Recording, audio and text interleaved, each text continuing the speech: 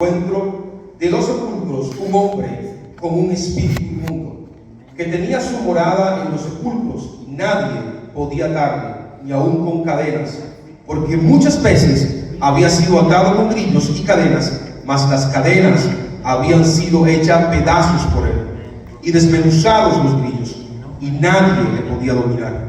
Y siempre, de día y de noche, andaba dando voces en los montes y en los sepulcros, e hiriéndose con piedras. Cuando vio pues a Jesús de lejos, corrió y se arrodilló ante él, y clamando en gran voz dijo: ¿qué tienes conmigo, Jesús, Hijo del Dios Altísimo? Te conjuro por Dios que no me atormentes. Porque le decía: sal de este hombre, espíritu inmundo. Y le preguntó: ¿cómo te llamas? Y respondió diciendo: Legión me llamo, porque somos muchos. Y le rogaba mucho que no le enviase fuera de aquella región. Estaba allí cerca del monte un gran hato de cerdos paciendo, y le rogaron todos los demonios, diciendo: envíanos a los cerdos para que entremos en ellos. Y luego Jesús le dio permiso, y saliendo aquellos espíritus inmundos entraron en los cerdos, los cuales eran como 2000. Y el hato se precipitó en el mar por un despeñadero, y en el mar se ahogaron. Y los que apacentaban los cerdos huyeron, y dieron aviso en la ciudad y en los campos, y salieron a ver qué era aquello que había sucedido. Vienen a Jesús y ven al que había sido atormentado del demonio, y que había tenido legión, sentado, vestido y en su juicio cabal.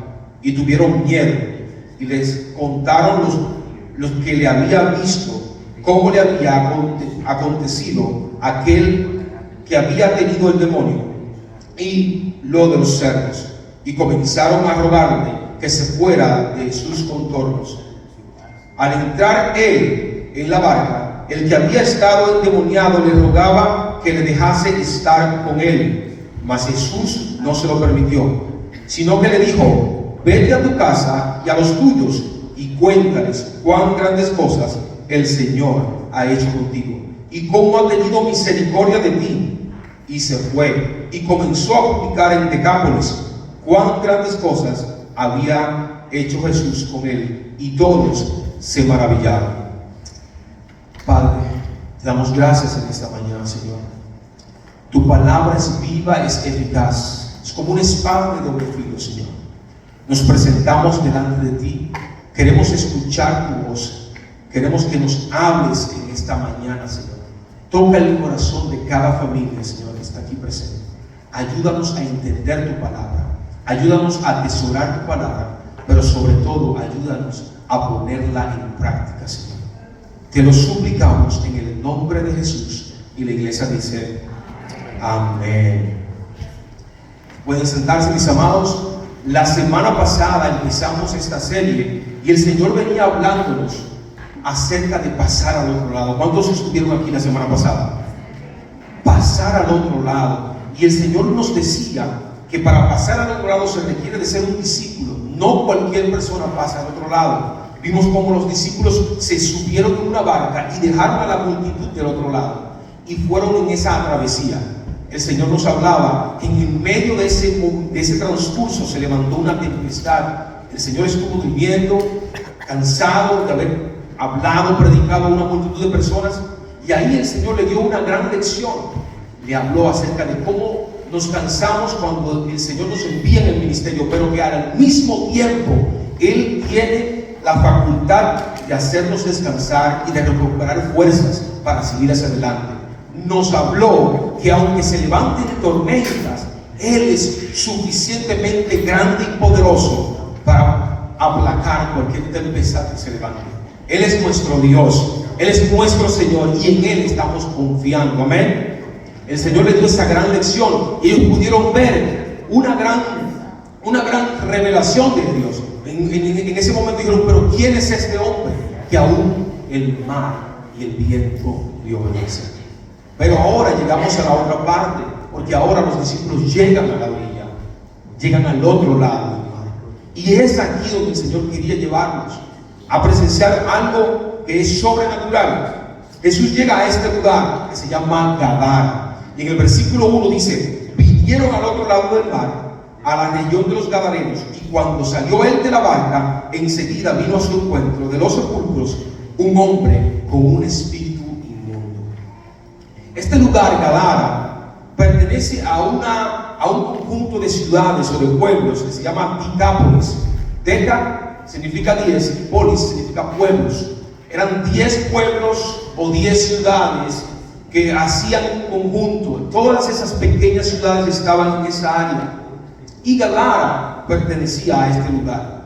Este lugar era un lugar pagano, un lugar gentil, un lugar donde se practicaban cosas obviamente no agradables para Dios, y por ende los judíos nunca le hubiesen gustado ir a un lugar así. Pero es impresionante como aún así es un lugar que nunca quizás ellos hubiesen escogido para ir. El Señor los lleva allá. El Señor toma el tiempo no solo para llevarlos por un mar y para enseñarles lecciones de fe en medio de una tormenta, sino que también Él quiere dirigir la mirada de sus discípulos a un lugar no muy atractivo. Y no voy a ser muy extenso en esta mañana porque quiero entrar directamente en los puntos. El primer punto que te quiero dar es que debemos dar el primer paso. Dile a la persona que está a tu lado: da el primer paso. En el versículo 1 del capítulo 5 dice: vinieron al otro lado del mar, a la región de los Gadarenos, y cuando salió él, ¿quién salió él? ¿Quién fue que salió? Jesús. Cuando salió Jesús de la barca, dice que enseguida vino a su encuentro de los sepulcros un hombre con un espíritu inmundo. De pronto cuando miramos algo así, decimos: pero qué sencillo, salió Jesús y se encontró con este hombre. Pero en la sencillez de que Jesús haya salido, el Señor quiere enseñarle a sus discípulos una lección de fe, de nuevo. Porque este asunto se trata de fe. ¿Cuántos dicen amén? El caminar del Señor se trata de pasos de fe. Y aunque se oiga sencillo que Jesús sale de la barca, dicho sea de paso, si miras el capítulo entero y si miras esta misma historia en Lucas y en Mateo, te vas a dar cuenta de algo importantísimo. En ningún momento relata que los discípulos salieron de la barca. Por alguna razón siempre hemos visto en las películas y en los dramas y en cosas que hemos visto de que los discípulos acompañaron a Jesús en todo este proceso de la liberación de este hombre. Pero en realidad, si miras las tres historias de los tres evangelios, te darás cuenta que en ningún momento menciona que ellos salieron. Lo que se puede deducir que es muy posible no hayan salido, y si salieron se mantuvieron a distancia.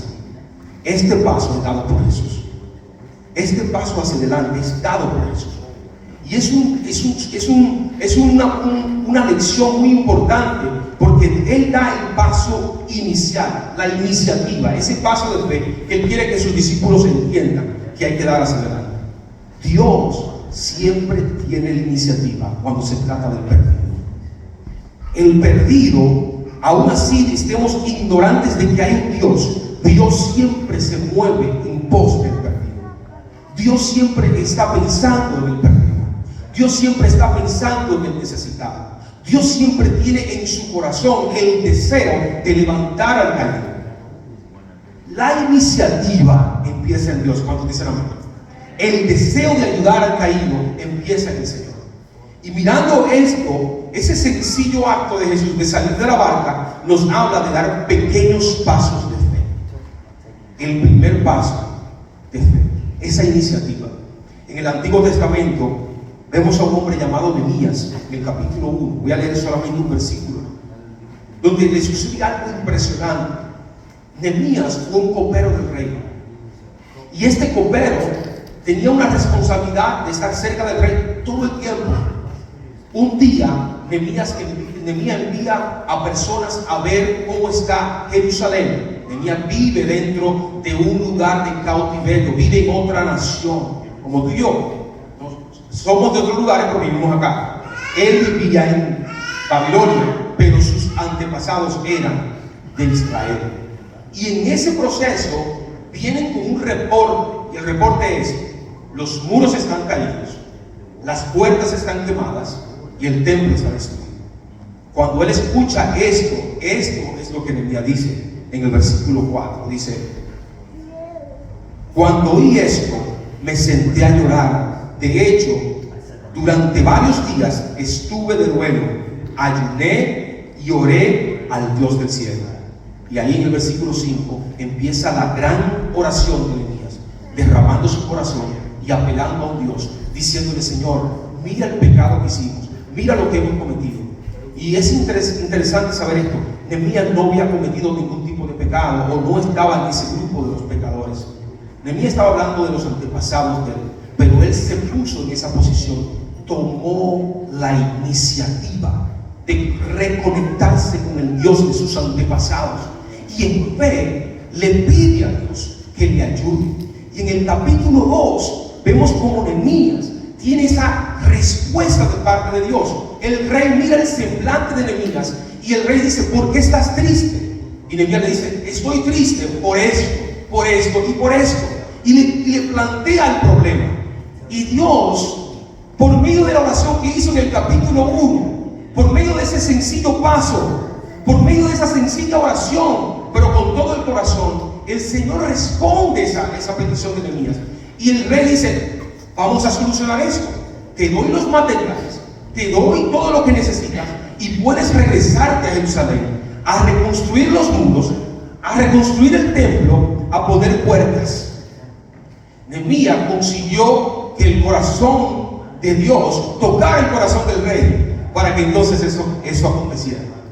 Muchas veces, mis amados hermanos, el Señor nos está llamando a pasar al otro lado porque el objetivo son los perdidos. Pero muchas veces nos detenemos en el proceso porque hay algo que no nos deja mover ese paso de fe. Y es que Nehemías tiene la clave en su oración. Dice: me senté a llorar. ¿Cuándo fue la última vez que tú y yo nos sentamos a llorar por alguien que está atado en el pecado? ¿Cuándo fue la última vez que pusimos al lado, a la izquierda o a la derecha, las peticiones del diario vivir para pensar en alguien que está hundido en las drogas? ¿Cuándo fue la última vez que de pronto nos pusimos en una posición de interesarme en la desgracia de otro? Nehemías no había nacido en Jerusalén. Nehemías nació en Babilonia, pero hizo suya la causa de sus antepasados. Puso en su corazón una región que le pertenecía a sus abuelos, a sus tatarabuelos, que él no era parte. Nehemías vivía en una barca cómoda, una buena posición delante del rey. Los discípulos igual en esta historia están en su área de confort. Dar ese paso a salir de la barca requiere fe, porque es salirte de aquello que ya conoces, es desafiar los parámetros mentales.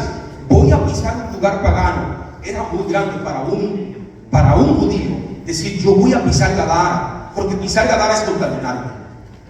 ¿Cuántos parámetros de pronto hemos tenido en nuestra mente cuando vemos algo que de pronto no es lo que yo quiero ver o no quiero confrontar? Lo primero en la fe empieza en el amor y la misericordia de Dios. Si yo no tengo amor por el pecado, si yo no tengo amor por el caído, si no me preocupa el enfermo, si no me preocupa el que está sufriendo, si no me preocupa el hijo de mi vecino, el cual está en drogas, aunque mi hijo no lo está, pero el hijo de mi vecino está en drogas, si no me preocupa el estado de esas personas, si no lloro, si no me compongo, si mi corazón se constricta, si no doblo mis rodillas, si no me levanto de madrugada, si no hago estas cosas que mueven y apelan lo más profundo de nuestro ser, yo no voy a dar un paso fuera. Yo no voy a abrir mis labios. Y de pronto el paso que Dios nos dice para empezar esto que el Señor ha puesto en el corazón de la iglesia de evangelizar, comienza en la oración. De pronto no tiene que ser necesariamente que yo le hable a alguien. De pronto tiene que ser que yo me levante a clamar por alguien. De pronto empieza en yo pensar: ¿qué estará haciendo el esposo de aquella persona? ¿Qué estará haciendo el esposo de aquella persona? ¿Qué estará haciendo ese matrimonio que sé que está en crisis? Pero estoy tan enfocado en lo mío. Estoy tan enfocado en lo que conozco. Se me hace difícil salir. Se me hace difícil dar un paso. Se me hace difícil enfocarme en lo que está allá afuera. Los parámetros judíos eran demasiado. Las vestimentas religiosas del alma de un judío eran muchas. Un hombre, ellos saliendo de una tempestad, saliendo de una tormenta y mirando a un hombre lunático gritando hacia Jesús, como ese hombre conoce a Jesús. ¿Entiendes? Leemos eso como que muy rápido, pero ahí hay algo que puede detener a cualquier persona. Es algo muy, es una película de horror. Ver a este hombre gritando, de pronto sangrando, de pronto entender que lleva un espíritu inmundo porque actúa de una forma irradical hacia Jesús y hacia sus discípulos, traumatizados de una tormenta, todavía tratando de procesar todo lo que pasó para después encontrarse con algo tan dramático. Entonces el Señor sabe que ellos no pueden moverse.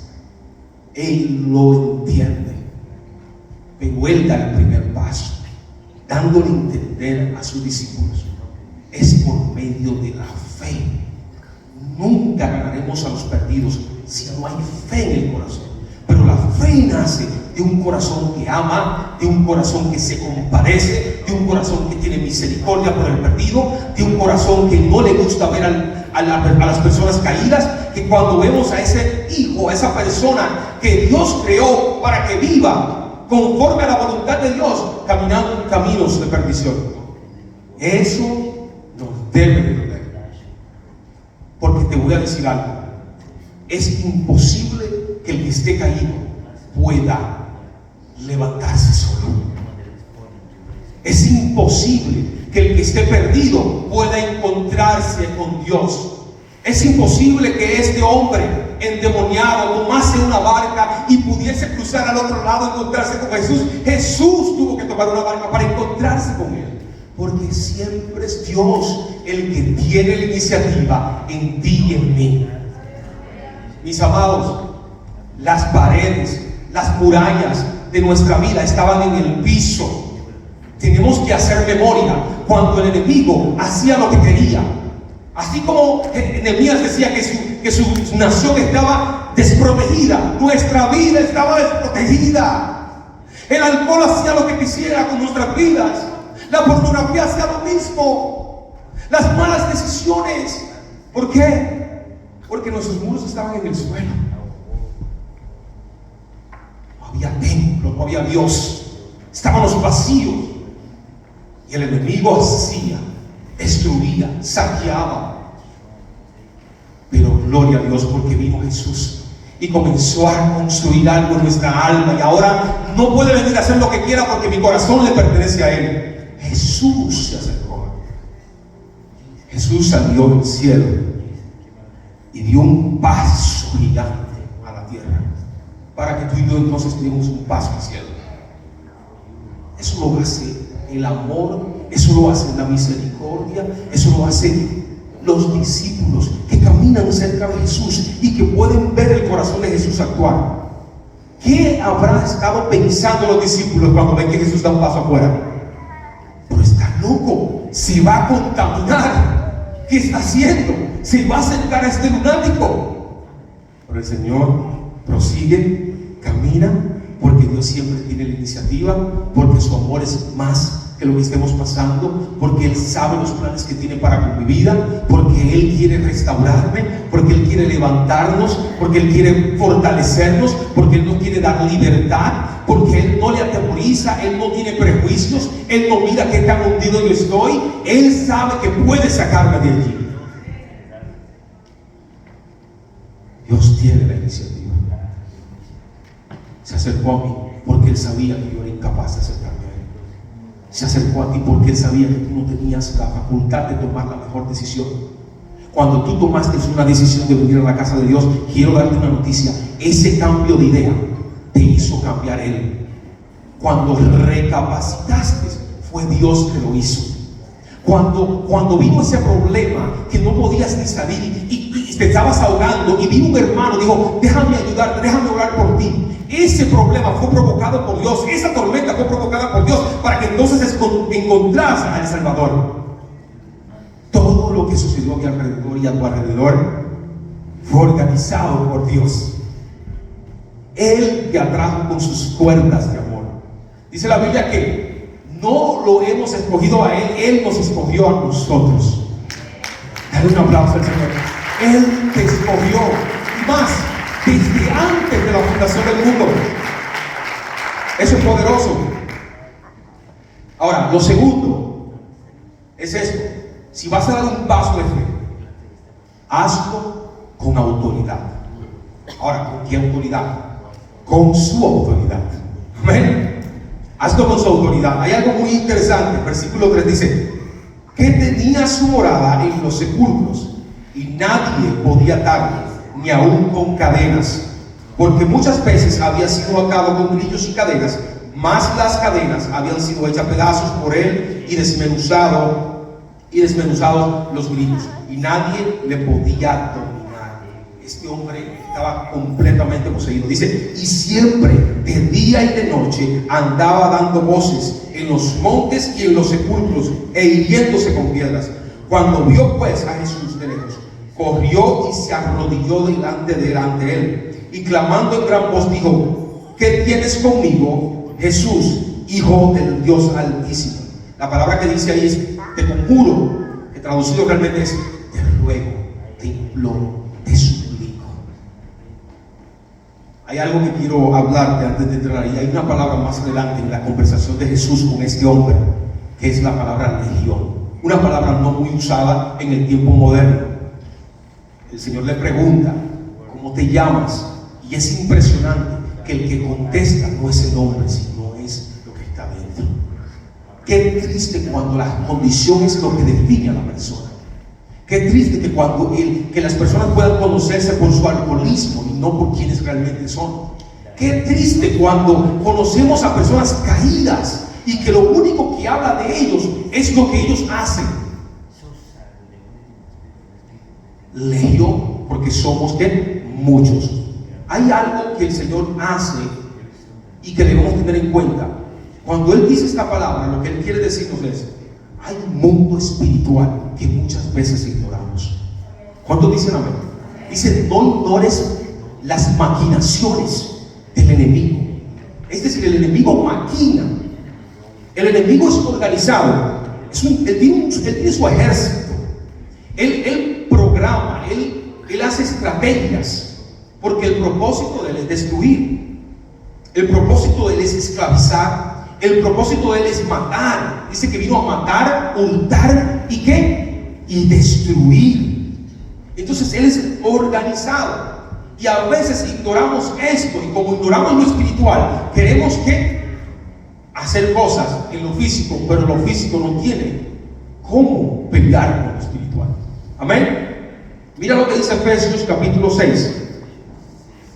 Porque no tenemos lucha contra sangre y carne, sino contra principados, contra potestades, contra los gobernantes de las tinieblas de este siglo, contra huestes espirituales de maldad en las regiones celestes. ¿Cuántas veces hemos ignorado que nuestra lucha no es con el vecino, no es con el que trabaja conmigo, no es con el primo que me hace la guerra, no es con aquellas personas que se ponen delante de nosotros creyendo de que no quieren compartir nuestras propias ideas? No son ellos, es lo que está dentro de ellos que los mueve. Esas acciones, esas malas conductas, esas cosas que están en contra de él, son movidas por el enemigo. No es la persona, es lo que los mueve a ellos. Amén.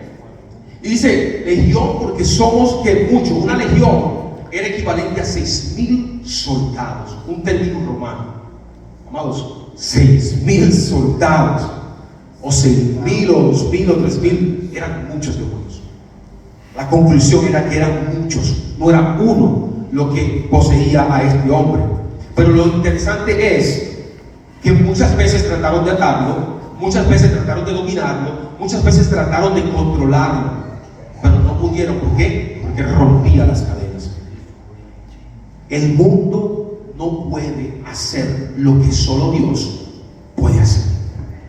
Amén. El mundo no tiene la solución al mal del hombre. El mundo no puede pelear con esas armas, porque el mundo no tiene esas armas.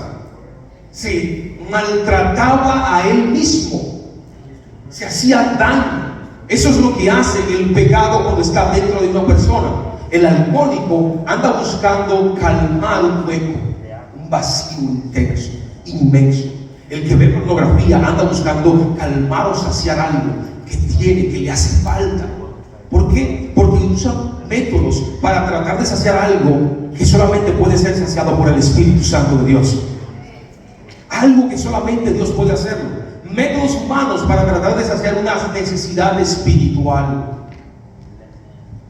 Y es aquí cuando el Señor nos recuerda que la autoridad que tú y yo necesitamos para poder hacer este trabajo no proviene de lo que yo he aprendido, sino de quien conozco y quien se mueve delante de mí, quien camina conmigo, quien ha prometido estar conmigo todos los días. No voy a pelear con mi suegro, no voy a pelear con mi suegra, no voy a pelear con mis amigos, no voy a pelear con mis primos. Voy a amarlos, pero voy a confrontarlos con el poder del Evangelio, con esa verdad, con esa pureza que puede cambiar sus vidas. Le dice, y este hombre que era indomable, le dice, poseído por miles de demonios, hijo del Dios Altísimo. Lo que el Señor nos está queriendo decir en esta mañana es que los demonios conocen a Dios. Amados, la autoridad que Dios te ha dado es tan grande que no solamente Jesús es conocido en el cielo, no solamente Jesús es conocido entre nosotros, Jesús es conocido abajo, en ese mundo que muchas veces ignoramos. Dice, toda potestad se ve dada en el cielo, en la tierra. Bueno, lo comprobó con la tormenta. Y debajo de la tierra, que los demonios tuvieron que temblar. Dice Santiago que ellos creen y tiemblan delante de la presencia de Dios. Es importante saber esto, porque ellos colocaron a Jesús en una posición que nadie más lo había hecho. En el libro de Marcos, en este capítulo, es el único momento que vas a escuchar Hijo del Dios Altísimo. Interesante que los mismos discípulos no pudieron encontrar esa respuesta. Interesante que a pesar de la prueba de fe que ellos enfrentaron en el capítulo anterior, no supieron cómo definir a Jesús. Interesante que ellos no sabían dónde colocar al Señor. ¿Quién es este? Que ni siquiera, que inclusive el mar y el viento le obedecen, pero no pudieron definir. El enemigo lo define. Eso es importantísimo, porque muchas veces nosotros en la iglesia no miramos al Señor como realmente Él es. Él es más que un proveedor. Amén. Él es más el que me sana. Él es el que pelea una pelea espiritual por mis hijos. Cuando tú oras por tus hijos, cuando tú oras por un perdido, hay una guerra que tú no ves, que se está efectuando en los aires, porque es una autoridad sobrenatural. El lenguaje que Él está hablando con este hombre es un lenguaje entendible para ellos, porque Jesús opera en lo sobrenatural. Aunque a veces mis ojos están fijados en lo físico, Jesús opera en lo sobrenatural. Aboga, dice que tenemos un abogado para con el Padre. Él aboga, Él está clamando. Cuando tú oras al Señor, Él va delante de ti. Oras por un hijo tuyo, tú sabes que el Señor te dará una respuesta, porque es Él que pelea y Él no ha perdido ninguna batalla. ¿Cuántos dicen amén? Él no ha perdido ninguna batalla, y eso es importante. Hijo del Dios Altísimo, conocieron la identidad de Dios, conocieron su identidad. Tú y yo tenemos que conocer quién es el Dios al cual tú y yo le servimos. Tú y yo tenemos que estar seguros de que Él es nuestro Señor. Cada día de nuestras vidas están asegurados, porque Él es el que nos guía. Amén. El buen pastor, Él me guía. No me voy a extraviar, porque Él me guía. Él es mi Señor. Él es el que pelea por mí. Él es el que pelea por mi matrimonio. Él es el que pelea por mis finanzas. Él es el que pelea por mi salud. Él es el que pelea por nuestros hermanos que están peleando por su salud. Él está peleando por ellos.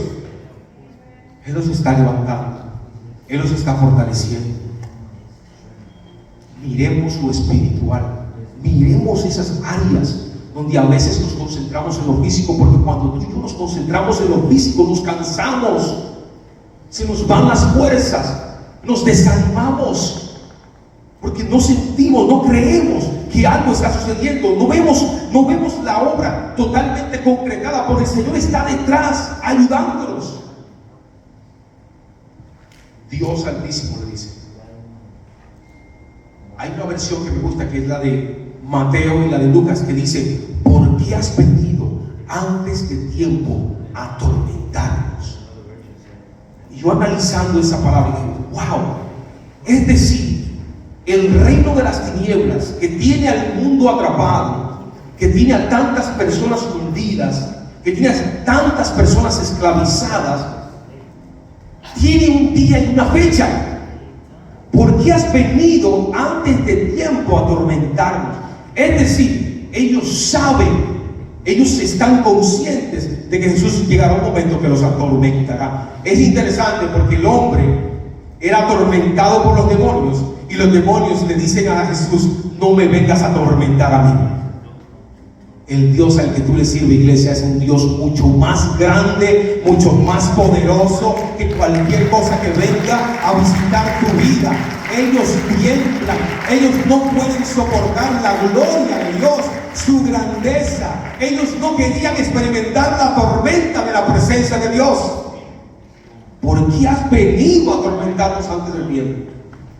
Veía una caricatura hace unos días que me dio risa, pero tenía mucha verdad, y es que había un diablillo mirando al hombre, y con una mano, con un dedo lo señalaba y le decía: yo conozco tu pasado. Y la misma caricatura debajo, pero en dirección contraria, opuesta, el hombre señalando al diablillo diciéndole: y yo conozco tu futuro. El enemigo tiene un futuro garantizado, iglesia. A ese Dios tú adoras, a ese Dios tú le sirves, a ese Dios tú traes tus peticiones cada día, porque el enemigo no puede contra tu Dios. Es mucho más grande, mucho más fuerte. Tiene la identidad del Hijo de Dios, del Padre. Tiene la posición, la jerarquía. Está sentado a la diestra y tiene el poder. Ellos tenían que negociar con Jesús: no nos envíes fuera de la región, no nos saques de aquí.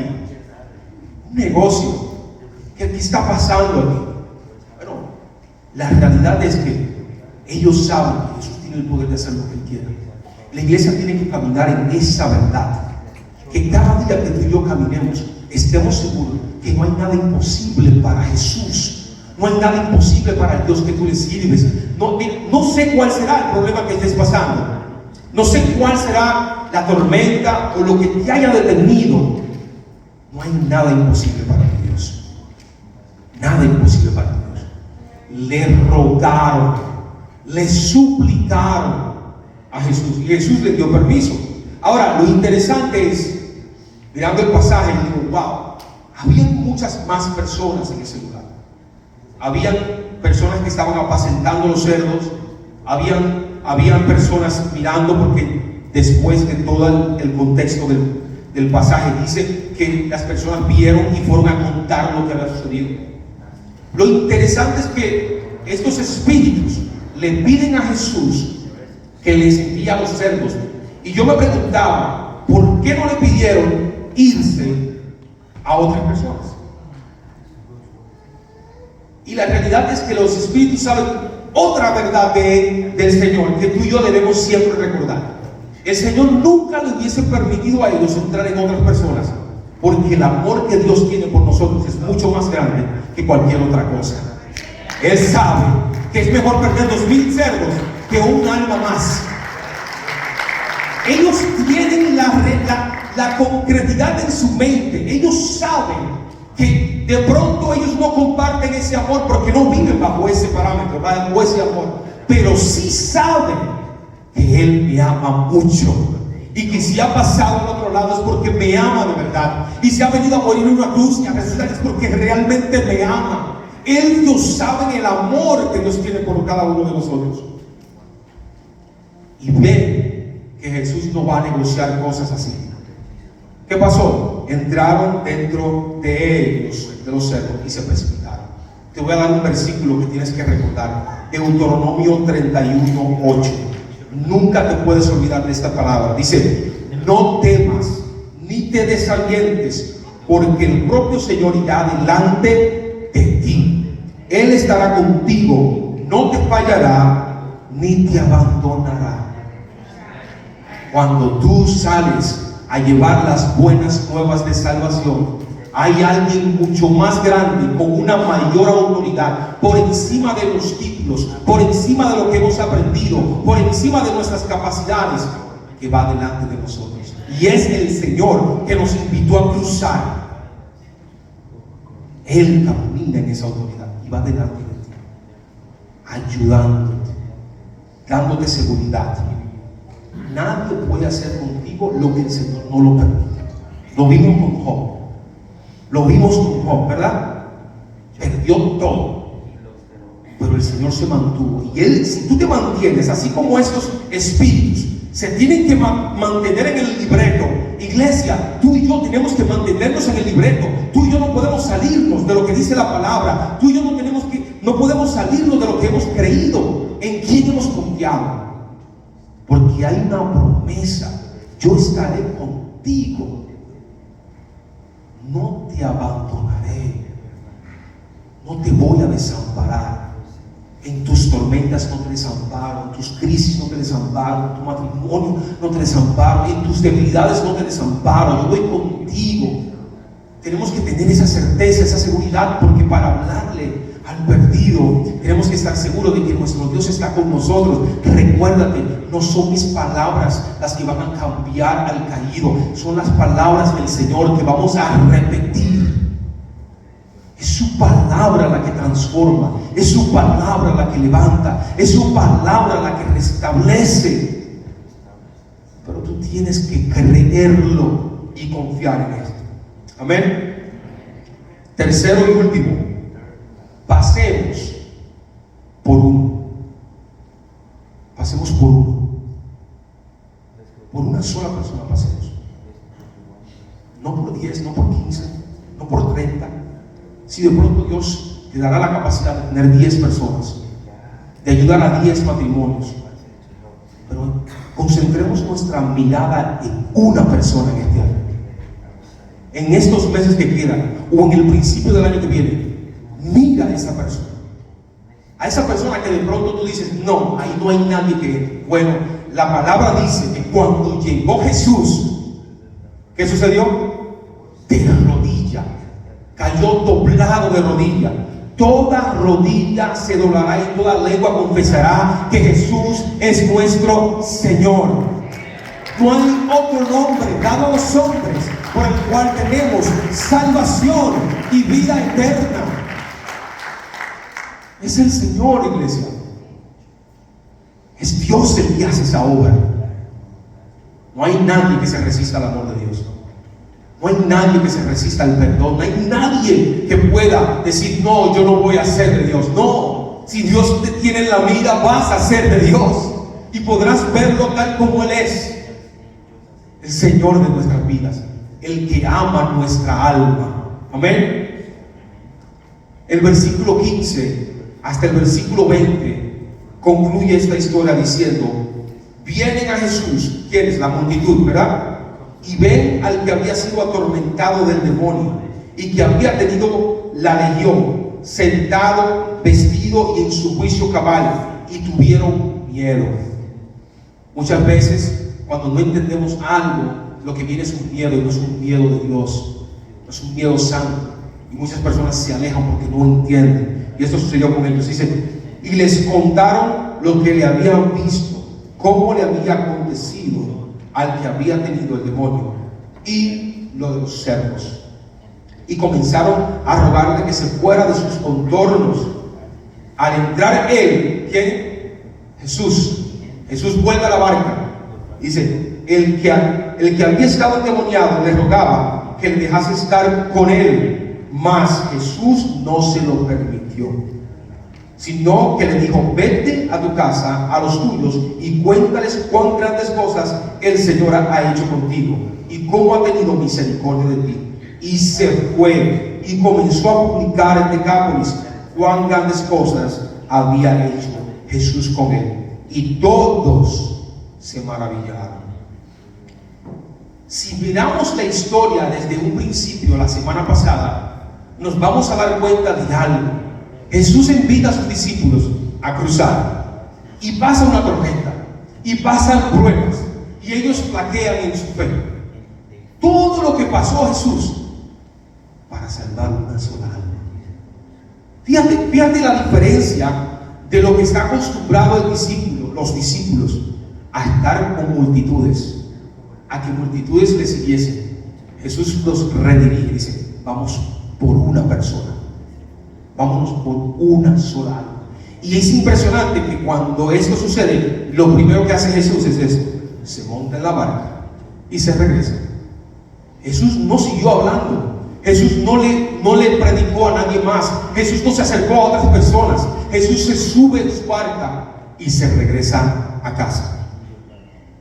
Y a veces no podemos pensar en nuestra mente: pero ¿por qué una persona? ¿Para qué una persona? Se nos olvida que este caminar es un caminar de fe.